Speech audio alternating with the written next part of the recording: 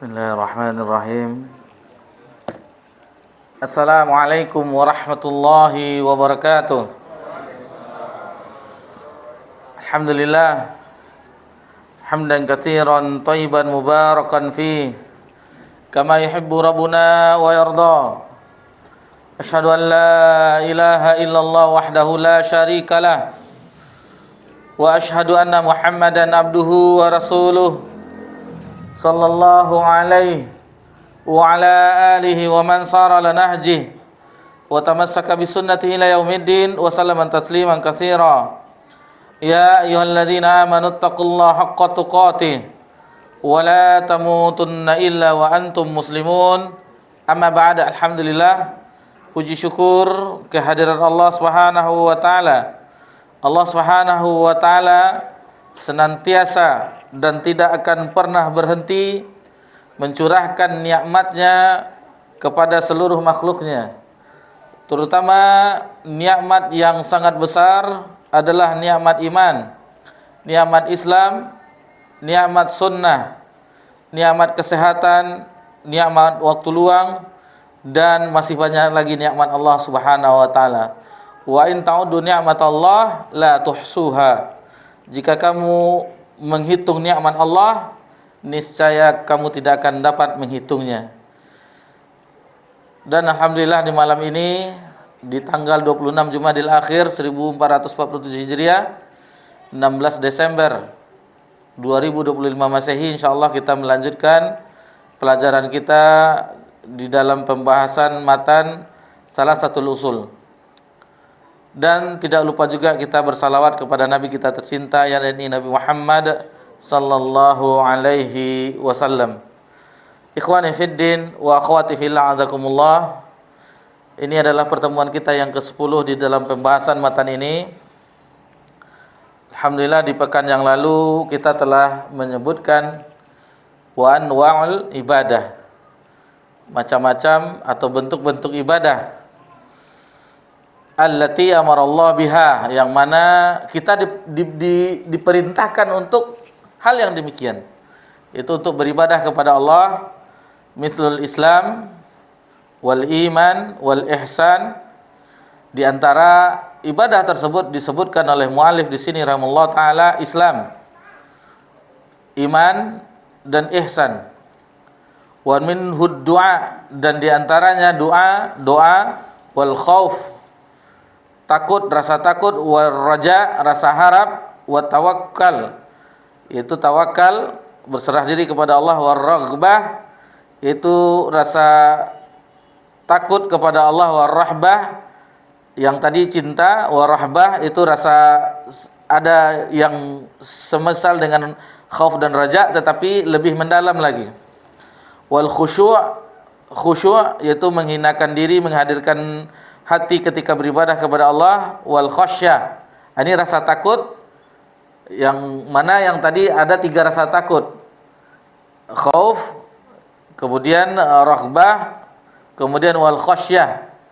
Yang ini berbeda-beda, namun intinya rasa takut kepada Allah. Adapun khasyah itu rasa takut yang didasarkan dengan pengetahuan akan kebesaran dan keagungan Allah Subhanahu wa taala. Itu makanya di dalam firman Allah dalam surah Fatir, innama yakhsha min ibadihil ulama, sesungguhnya yang takut kepadaku di antara hamba-hambaku adalah para ulama.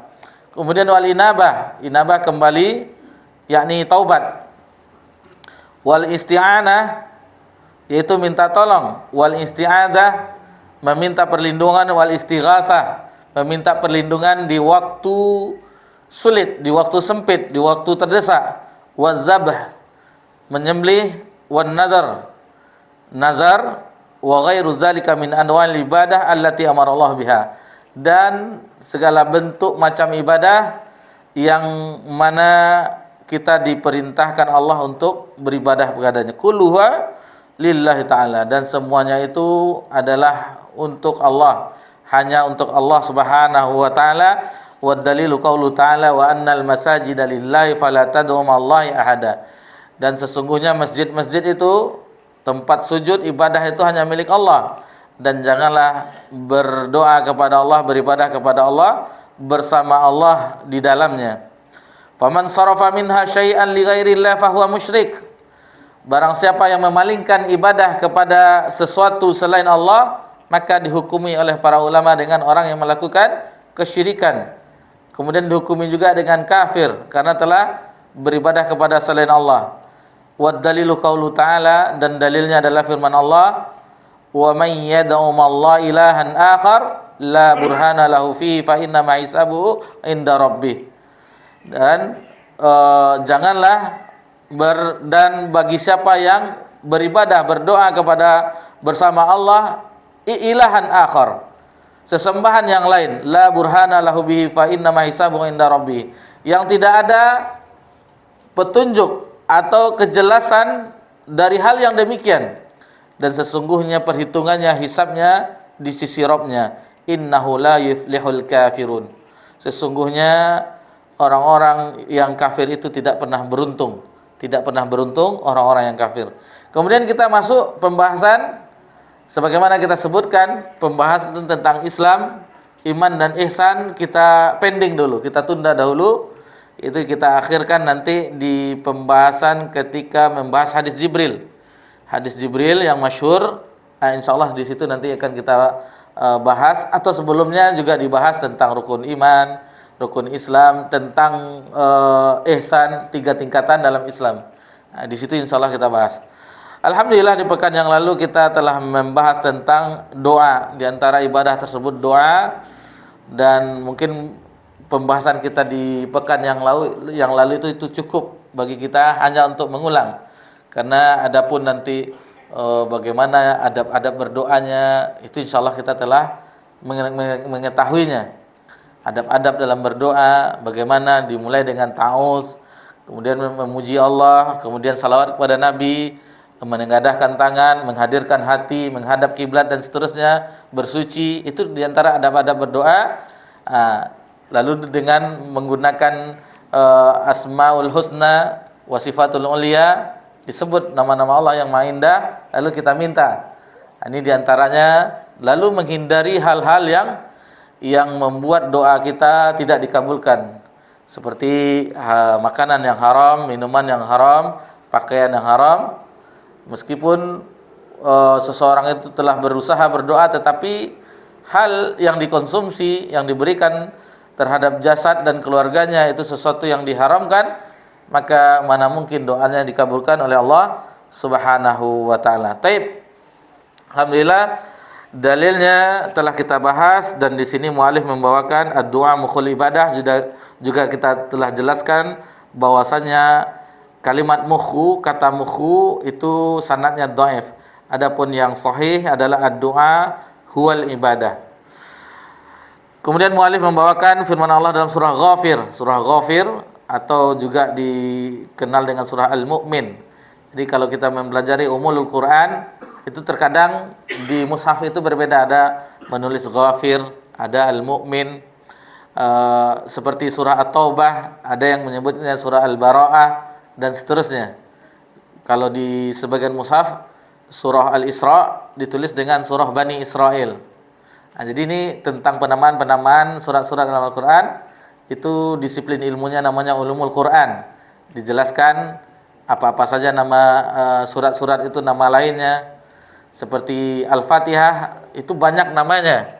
Al-Fatihah, Ummul Kitab, Ummul Quran. Kemudian Ruqiyah untuk meruqyah juga, Asy-Syifa dan seterusnya. Itu diantara nama-nama Al-Fatihah yang apabila itu kita pelajari itu banyak namanya.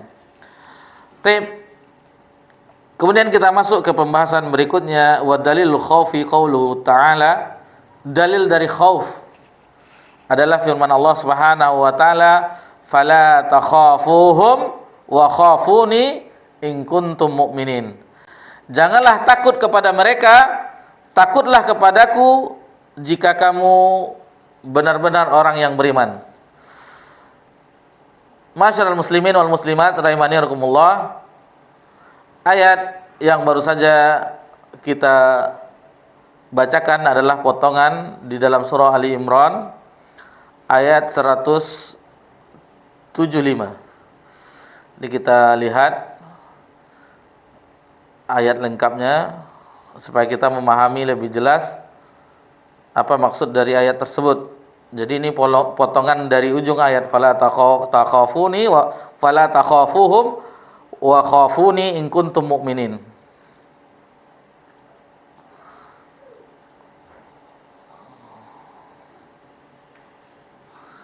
Taib, Allah Subhanahu wa taala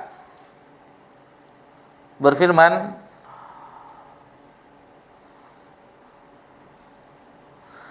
jadi lengkapnya ayat tersebut, innama zalikumus syaitanu yukhawifu awliya'ah.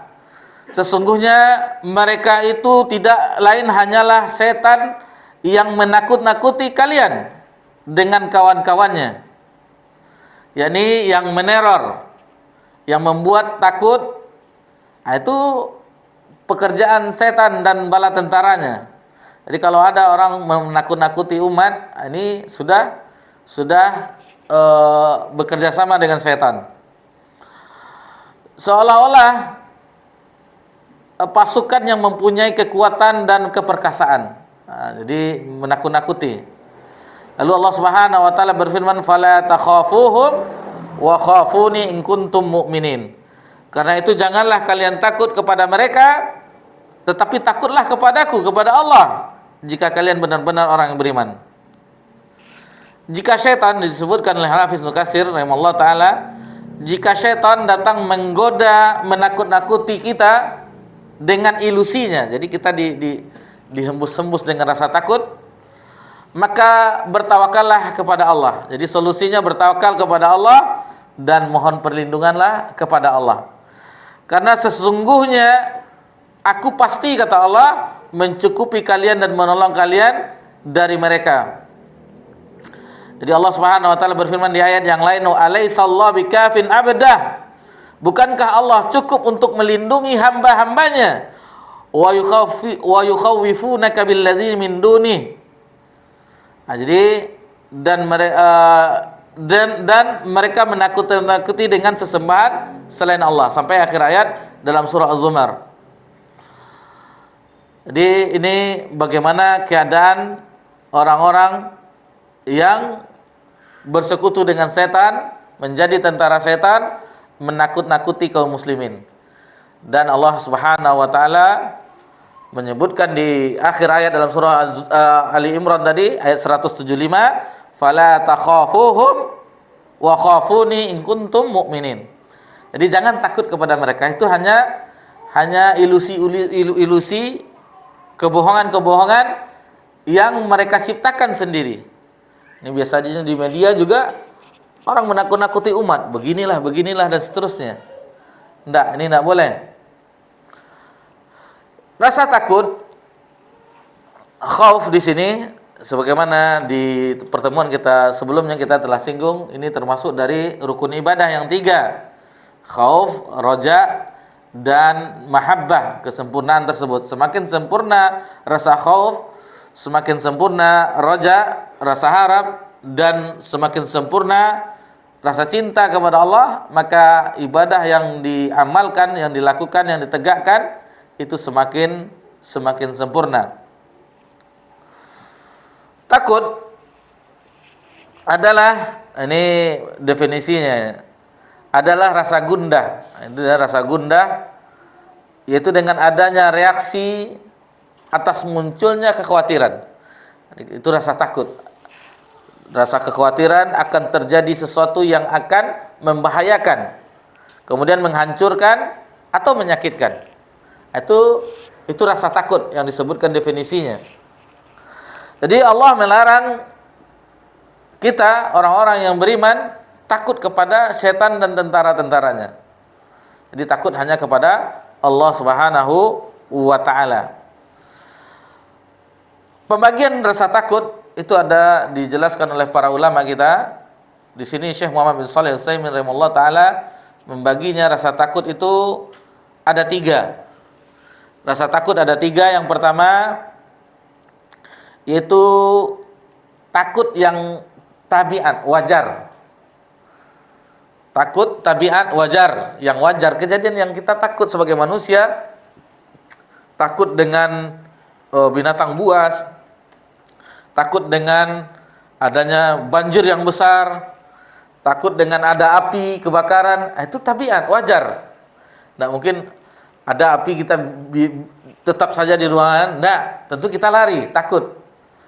Ada gempa, kita keluar agar tidak terkena reruntuhan, ada rasa takut nanti bangunan ini akan runtuh, lari keluar. Ini rasa takut yang biasa, ya istilahnya rasa takut yang tabiat manusia. Berjumpa ular, lalu melihat ular kaget, lari. Ini rasa takut yang biasa. Ini tabiat, ini tidak masalah.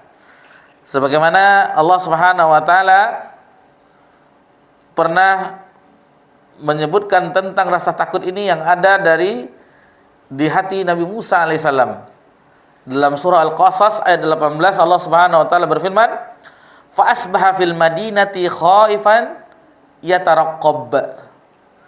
Karena itulah jadilah Musa di kota itu merasa takut. Jadi merasa takut. Taib.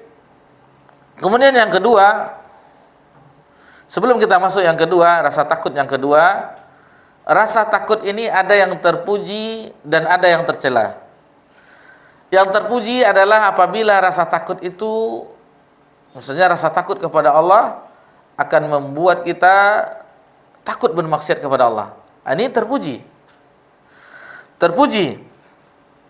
Adapun rasa takut yang berputus asa dengan rahmat Allah, ini tidak terpuji. Jadi takut kita tidak mendapatkan rahmat Allah, takut kita tidak mendapat ampunan Allah. Saya ini adalah orang pendosa, sudah bergelimang maksiat. Tidak mungkin Allah tidak akan mengampuni saya dan seterusnya. Tidak. Ini takut yang tidak boleh. Berputus asa terhadap rahmat Allah tidak boleh. Ya ibadiyallazina asrafu ala anfusihim la taqnatu min rahmatillah. Wahai hamba-hambaku yang telah melampaui batas terhadap dirinya sendiri, la taqnutu min rahmatillah. Janganlah berputus asa terhadap rahmat Allah.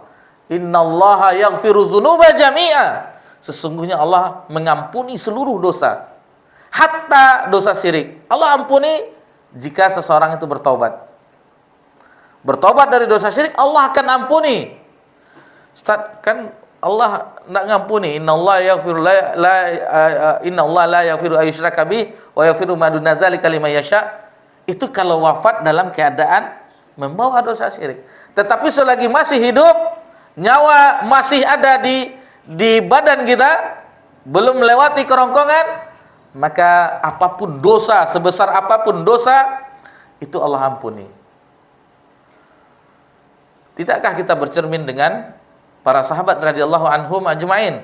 Di antara mereka, bukankah mereka dahulu sebelum mengenal cahaya Islam, belum ada iman itu tumbuh di dalam hati mereka. Sebelum Nabi SAW diutus, mereka juga sebagian ada yang menyembah berhala, berbuat syirik kepada Allah. Akan tetapi dengan adanya cahaya Islam, dengan Islamnya mereka, maka diampuni dosa-dosa mereka yang telah lalu. Jadi ini adalah ayat yang kata para ulama yang membuat orang berbahagia dengan ini. Tidak boleh berputus asa dengan rahmat Allah. Sebesar apapun dosa yang telah dilakukan, maka jangan pernah berputus dengan kasih sayang Allah, ampunan Allah Subhanahu wa taala. Jadi itu ada yang terpuji, rasa takut, ada yang tercela. Kemudian pembagian berikutnya yang kedua adalah rasa takut terhadap sesuatu yang mana rasa takut itu adalah untuk Allah Subhanahu wa taala. Ini bagian rasa takut. Inilah pembahasan yang ibadah, bahwasanya rasa takut kepada Allah yang merupakan rukun dari ibadah yang alhamdulillah telah kita jelaskan di pertemuan yang lalu. Jadi rasa takut ibadah, yaitu rasa takut ketika di dalam ibadah itu kita takut dengan siksa Allah, azab Allah, dengan sesuatu yang mencelakakan kita di hari kiamat. Kita hadirkan hal demikian, maka itu bernilai ibadah. Sebagaimana tadi yang sebelumnya kita bahas, ada yang terpuji dan yang tercela, berarti ini termasuk yang terpujinya. Kemudian yang ketiga, yaitu takut kepada yang sir, yang gaib. Ini bagi orang yang tauhidnya kuat, tauhidnya lurus, ini tidak takut dengan perihal yang gaib. Maksudnya yang sir, seperti dengan dengan ahli kubur. Ingat dahulu kalau waktu kecil lewat di depan pekuburan itu takut. Ternyata takut yang seperti ini tidak boleh di dalam agama kita. Takut yang seperti ini tidak boleh. Nabi kita tercinta sallallahu alaihi wasallam di antara waktu beliau ziarah ke Baqi' itu di tengah malam. Ketika Ummul Mukminin Aisyah radhiyallahu anha itu tertidur, pernah di suatu riwayat di dalam Sahih Muslim yang mana Ummul Mukminin pura-pura tidur. Lalu Nabi SAW meninggalkan beliau, Nabi keluar menuju Baqi'. Ternyata diintip oleh Ummul Mukminin Aisyah, di mata-matai. Jadi di mata-matai sampai ternyata Nabi ke Baqi', mendoakan orang di Baqi', dan pas kembali Ummul Mukminin cepat kembali ke rumahnya, takut ketahuan. Tetapi ketahuan membayang oleh Nabi SAW, dan sampai di rumah akhirnya ditanyakan, dan singkatnya bahwasa ketika itu Nabi sallallahu alaihi wasallam itu tidak menyukai tindakan Ummul Mukminin Aisyah radhiyallahu anha yang mungkin tujuannya memata-matai apakah Nabi ke rumah istrinya yang lain. Nah, jadi Nabi tidak menyukai sambil menepuk dada Ummul Mukminin. Nah, karena rasa cemburu, rupanya Nabi SAW itu ziarah ke Baqi' mendoakan orang-orang ahli kubur di Baqi'. Di tengah malam. Nah, kalau kita kan ini waktu kecil ya, waktu pergi mengaji, kalau dulu kan ngaji pada maghrib. Jadi ada kuburan itu diambil sendal lari pontang-panting. Padahal cuman daun-daun aja yang ditiup angin kan, tapi dah takut. Nah, ini takut sir, ini tidak boleh. Tidak boleh. Takut dengan jin, ini tidak boleh. Jadi cukup baca doa perlindungan kepada Allah. Misalnya kita sesekali, atau orang yang camping, yang hobi camping, hiking atau segala macam, pergi ke hutan-hutan berjalan, ada lembah, tidak boleh, tidak usah permisi dulu mbah, ini ya, tidak usah. Berdoa kepada Allah, a'udzubikalimatillahi tammah wa min syarri ma khalaq. Dia berlindung kepada kalimat Allah yang sempurna dari kejahatan makhluknya. Itu masih sampai sekarang terkadang orang, mbah, permisi mbah. Ini tidak ada ketakutan seperti ini, tidak boleh. Bahkan kalau ada meyakininya, kata Syekh Muhammad bin Shalih Al-Utsaimin rahimahullah, ini termasuk syirik kecil itu. Termasuk jatuh kepada syirik kecil. Wallahu taala alam. Baik. Ini tentang rasa-rasa takut kita tidak bahas karena nanti ada juga bagian yang lainnya tadi di bagian raghbah wa rahbah juga di khasyah. Kita masuk ke pembahasan yang berikutnya. Wa dalilul raja'i qaulu ta'ala, dalil dari raja, rasa harap, firman Allah Subhanahu wa taala. Di sini muallif membawakan dalam surah Al-Kahfi ayat yang terakhir, ayat 110, faman kana yarju liqa'a rabbih falyamal 'amalan shalihan wa la yusyrik bi ibadati rabbih ahada. Jadi barang siapa faman kana yarju, ingin liqa'a rabbih, berjumpa dengan Rabbnya, falyamal 'amalan shalihan, maka hendaklah dia beramal saleh, wa la yusyrik bi ibadati rabbih ahada, dan janganlah berbuat syirik dengan beribadah kepada Rabbnya dengan sesuatu apapun. Yarju, roja, yang berharap. Jadi ini bagi kita yang berharap ingin berjumpa dengan Allah, beramal soleh. Amal soleh yaitu amal yang sesuai dengan sunnah Nabi sallallahu alaihi wasallam, yang sesuai dengan petunjuk Nabi sallallahu alaihi wasallam. Itu amal soleh.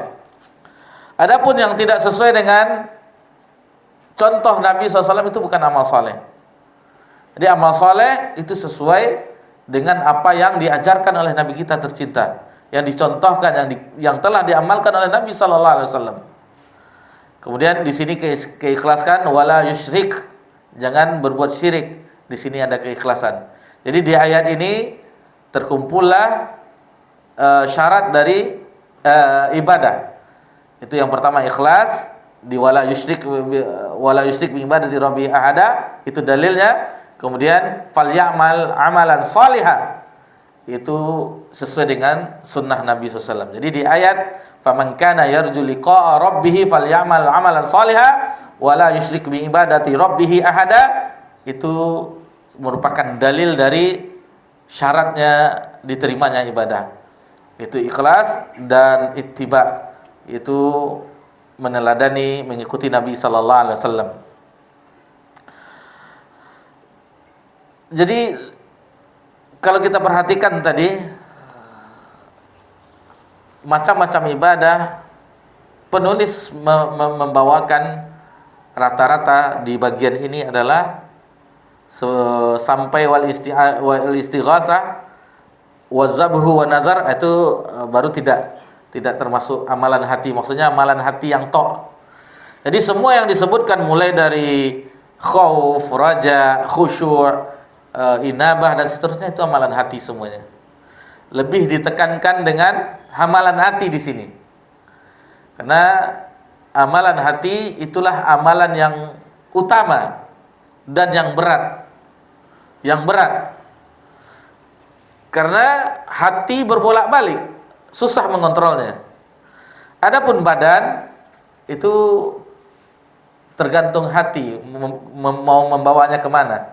Mau malas, mau rajin, itu tergantung suasana hati. Nah, jadi di sini ditekankan oleh mualif bahwasanya amalan-amalan yang dibawakan di sini contohnya banyak dari amalan hati. Amalan hati. Karena sarangnya tauhid, sarangnya iman itu di dalam hati. Di dalam hati.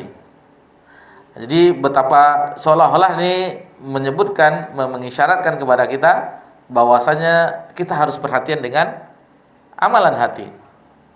Harus perhatian dengan amalan hati, karena hati itu yang menilainya bukan sesama kita, bukan makhluk, tetapi yang menilainya adalah Allah Subhanahu wa taala. Penilaian Allah terhadap hati seseorang. Ini yang harus kita terus latih. Selain kita rajin yang lainnya, amalan-amalan anggota badan, coba latih jiwa kita. Apakah kita bisa menjadi orang penyabar, pemaaf? Apakah bisa? Ini lapangnya hati itu adalah dengan lapangnya besarnya keimanan. Dan itu contohnya adalah telah dicontohkan oleh Nabi kita tercinta sallallahu alaihi wasallam. Berapapun pelakuan orang, tidak ada dendam. Tidak ada dendam. Itu ketika Fatu Mekah, Nabi sallallahu alaihi wasallam semuanya merdeka. Tidak ada yang menjadi tawanan perang. Kebiasaan ketika menaklukkan suatu negeri, itu menjadi negeri yang ditaklukkan, semuanya menjadi ghanimah, dan orang-orang yang ditawan itu atau menjadi budak atau menjadi tawanan perang, itu bisa ditebus. Tetapi ketika Fatu Mekah, Nabi SAW memerdekakan semuanya. Tidak ada Nabi dendam bahwasanya mana dahulu orang yang telah mengusir, yang telah mengusik, yang telah melakukan intimidasi. Tidak. Bahkan Nabi SAW memaafkan mereka, sebagaimana Nabi Yusuf alaihissalam memaafkan saudara-saudaranya. Itulah contoh Nabi SAW, yang mana memang ini butuh pelajaran yang sangat. Kemudian contoh generasi berikutnya, sahabat, mungkin kita sudah mengetahui bagaimana pemaafnya mereka, bagaimana penyabarnya mereka. Kita beralih ke ulama di tahun ke-8 Hijriah. Syekhul Islam Ibnu Taimiyah, beliau di abad ke-8 di tahun 700 Hijriah ketika orang yang memusuhinya. Jadi di zaman dahulu keputusan raja itu atau khalifah, amir itu tergantung kepada penasehat agamanya. Jadi ketika itu yang menjadi penasehat adalah yang membenci dakwah Syekhul Islam Ibnu Taimiyah, yang membenci dakwahnya. Maka akibat perbuatan yang penasehat agama yang benci dengan Syekhul Islam Ibnu Taimiyah, beliau sering keluar masuk penjara. Jadi akibat hasutan dari orang yang dengki terhadap beliau.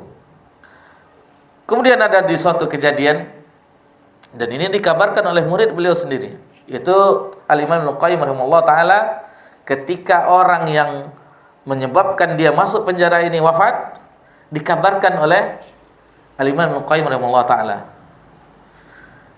ketika mendengar respek istirja lalu pergi melayat ke situ untuk melakukan fardu kifayahnya, heran Al-Imam Ibnu Qayyim. Padahal ini orang yang telah mencelakakannya, orang yang telah membuatnya masuk penjara. Akan tetapi reaksinya yaitu dengan istirja lalu menyelenggarakan jenazah. Kata Imam Ibnu Qayyim rahimahullah taala, padahal ketika dia mengabarkan kematian ulama yang bertentangan dengan gurunya itu adalah ada rasa senang di wajahnya ini, tapi tidak. Bayangkan kalau kita dalam posisi demikian yang membuat kita di penjara ini, tentunya kita ketika mendengar kabar la takalapuaknya akan gitu. Tetapi Syekhul Islam tidak. Bahkan beliau bertekad dalam dirinya bahwasanya anak-anaknya, anak yatimnya itu dibiayainya, dinafkahinya. Bayangkan kalau orang telah berbuat jahat terhadap kita, anaknya orang yang telah berbuat jahat itu kita santuni. Bagaimana lapangnya dada seseorang. Begitu seterusnya. Sampai di zaman sekarang itu para ulama kalau kita mendengarkan kisah-kisah mereka, takjub kita terhadap apa yang ada di dalam diri mereka tersebut. Karena yang mereka permasalahkan bukan penilaian manusia, penilaian makhluk, akan tetapi bagaimana Allah nanti mengampuninya. Itu yang membuatnya tidak menghiraukan permasalahan-permasalahan kecil dengan menganggap permasalahan kecil dengan manusia. Tetapi yang mereka anggap yang besar adalah tentang kesalahan-kesalahannya, dosa-dosanya terhadap Allah Subhanahu wa taala. Baik. Jadi itu adalah rasa harap kepada Allah Subhanahu wa taala. Jadi orang yang bertauhid itu orang yang tidak mengharap kepada makhluk. Orang yang bertauhid mengharap kepada Allah Subhanahu wa taala. Hanya berharap kepada Allah Subhanahu wa taala semata. Dan ulama sering menjelaskan bahwasanya barang siapa yang berharap kepada selain Allah pasti kecewa. Barang siapa yang berharap kepada selain Allah pasti kecewa. Siapapun dia, baik itu orang tua kita, anak kita, istri kita, saudara-saudari kita, tetangga kita, sesama pengurus pembangunan masjid, berharap kecewa. Jadi berharap kepada Allah Subhanahu wa taala. Itu di perjalanan ada gesek-gesekan itu biasa. Itu sudah kamus lama. Misalnya mendirikan sesuatu yayasan dan seterusnya, itu awal-awalnya kompak. Dengan berjalannya waktu ada gesek-gesekan, itu biasa. Cuman apakah itu yang kita pusing kita dengannya? Tidak. Apabila niatnya memang lillahi ta'ala, adapun apapun gesekan yang ada di antara itu tidak pengaruh. Karena bukan gara-gara kita ini tidak, tetapi ini kalau ini kita misalnya pembangunan Masjid Utsman bin Affan ini gara-gara solidnya kepengurusan kami, tim kami dan seterusnya, yakin masjid ini tidak akan dibangun. Tetapi kalau bersandar kepada Allah, berharap kepada Allah, minta tolong kepada Allah, tidak ada yang tidak mungkin bagi Allah. Jadi usahakan terus agar apapun biasanya karena terdengar gesek-gesekan itu biasa dalam kehidupan. Itu biasa. Hatta di zaman para sahabat ada sengketa antara Umar dan Abu Bakar ada. Tetapi kelebihan mereka cepat kembali. Tidak berlarut-larut. Tidak berlarut-larut. Ini sedikit disinggung bahwasanya apapun yang kita harapkan di dunia ini, kita harus berharap kepada Allah dan jangan berharap kepada makhluk. Kalau kita berharap kepada makhluk, maka yakinlah pasti kecewa. Pasti kecewa. Ada beberapa pembahasan lagi sebenarnya. Tadi sudah dibahas, rencana ini akan dibahas. Atau kita singgung saja sampai waktu berbunyi tanda azan. Kemudian muallif menyebutkan wa dalilut tawakkul atau tawakal qauluhu ta'ala wa 'alallahi falyatawakkalu in kuntum mu'minin. Dan kepada Allah orang-orang bersandar atau bertawakal, bersandar diri jika kamu orang-orang yang beriman. Ditawakal adalah sifat di dalam hati, masih amalan hati yang di situ adalah ketergantungan hati. Itu hanya kepada Allah. Jadi tidak boleh seseorang itu tergantung hatinya kepada selain Allah. Jadi, keinginan seseorang terhadap sesuatu yang mungkin di dalam di dalam hayalannya ini bisa, tetapi tidak disandarkan kepada Allah, maka ini berat. Nah, jadi apapun yang dikerjakan, yang diamalkan, bertawakal kepada Allah. Pembagiannya tawakal, Syekh Muhammad bin Shalih Al-Utsaimin membaginya ada 4. Yang pertama adalah tawakal kepada Allah yang merupakan bentuk dari kesempurnaan iman. Ini tawakal kepada Allah. Yang ini yang syar'i, yang dibahas di dalam ini, yang merupakan bentuk dari kesempurnaan iman, kejujuran iman. Yang kedua, tawakal sir. Tawakal sir. Yang gaib, tawakal gaib. Seperti orang bertawakal kepada orang-orang yang telah meninggal, ini tidak boleh. Bertawakal kepada Nabi pun tidak boleh. Bergantung kepada Nabi tidak boleh. Kemudian yang ketiga, bertawakal kepada sesuatu yang mampu melaksanakannya, tetapi dengan rasa yang segan. Ada keseganan di situ, ini belum sempurna juga, tidak boleh juga. Ini termasuk terlarang.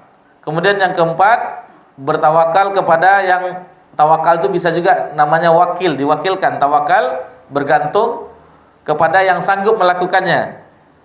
Dan ini pernah dicontohkan oleh Nabi SAW, yang mana Nabi SAW mewakilkan penyembelihan itu diwakilkan kepada Ali bin Abi Thalib.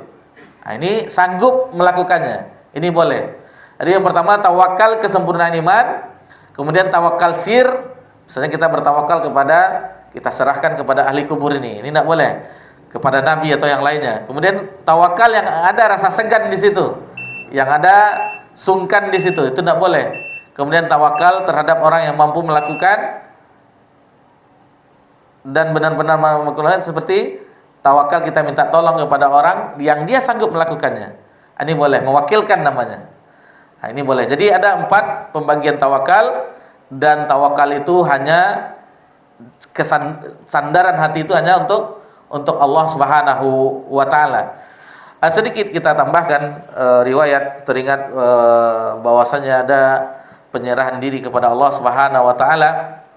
Di zaman Nabi SAW ada seseorang yang ketika itu berkendaraan, tentunya kendaraan kalau tidak onta bighal, keledai dan seterusnya.